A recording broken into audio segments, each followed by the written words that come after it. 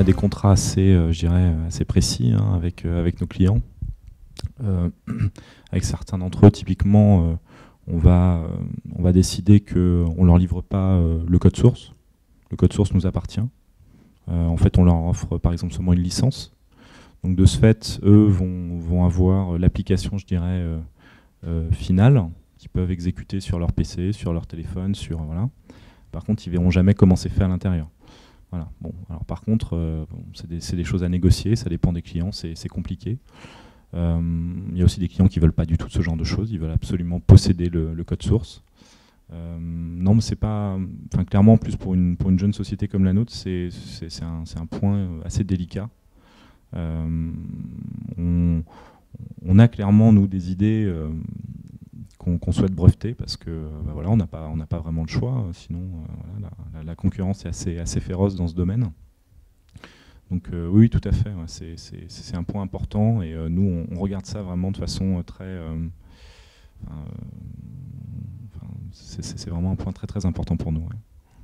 Vu que chacun développe sa propre boîte à outils pour développer des logiciels, si on livre un code source, on livre aussi son savoir-faire et des bibliothèques qu'on a peut-être mis des années à développer.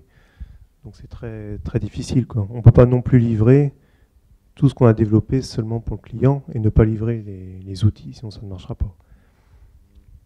Après, il y a aussi les licences, forcément. Bon, ça, on sait qu'un logiciel égale une licence. Bon, après, que le logiciel soit diffusé, piraté, bon, ça, c'est des risques que tout le monde connaît. Hein. Après, il y a des méthodes de protection plus ou moins élaborées, plus ou moins contraignantes. Donc, il faut les utiliser, mais il ne faut pas non plus que l'utilisateur soit lésé. Il ne faut pas se représenter un programme comme un listing de 3 km. C'est des fenêtres, c'est des modules, c'est des bibliothèques. Tout ça, c'est déjà prédécoupé, entre guillemets. Donc, ce n'est pas seulement un listing à déchiffrer ou à décrypter. Et puis c'est commenté aussi. On commente le code, donc bon, on peut assez facilement comprendre ce que fait cette partie de code, ce genre de choses. Donc non, c'est pas un gros travail de récupérer le code de quelqu'un d'autre. Hein. Non, clairement pas. C'est toujours plus rapide de récupérer du code et de s'en servir que de le développer soi-même. Ça c'est indéniable de toute façon. On le voit même avec des très grandes entreprises, que ce soit Oracle, Google ou HP, ils se tirent dans les pattes régulièrement parce qu'ils ont pris le code du voisin, mais ils l'ont réécrit soi-disant, mais on trouve des parties strictement identiques. Donc là, c'est évident qu'il y a eu piratage ou vraiment une inspiration très proche. Ouais, et puis alors il y a des sociétés hein, qui sont spécialisées finalement dans le parcours de code. Et en fait, ils arrivent à en détecter des morceaux finalement qui sont également qu'ils ont ailleurs en fait. Donc ça c'est des choses qui existent. Et donc par exemple, je parlais tout à l'heure de l'open source où alors c'est un peu compliqué l'open source, qui a plein de licences différentes. Des fois on a le droit d'utiliser le code, mais on n'a pas le droit de vendre le logiciel. Enfin bon voilà, il y a tout un tas de choses comme ça.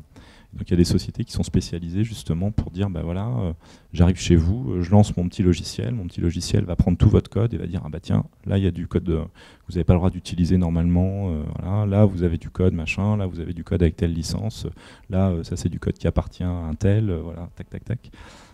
Et donc ils font payer ces prestations là. Donc c'est un vrai souci, c'est un vrai problème dans le monde du logiciel en effet, cette réutilisation de code, tout ce qui touche aussi à la propriété intellectuelle, c'est un gros sujet. Ouais. Non, ce qu'on a fait, oui, en effet, ça nous est arrivé de développer quelque chose et puis de se rendre compte qu'en open source, gratuitement, il y avait des gens qui l'avaient déjà fait et qu'on aurait parfaitement pu l'utiliser et on n'aurait pas passé 2 mois à développer notre partie de code. Ouais. Ça, on l'a déjà vu. Bon.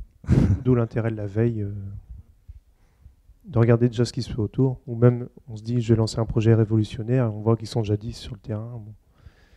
C'est plus la révolution. Il faut vraiment regarder ce qui se passe autour.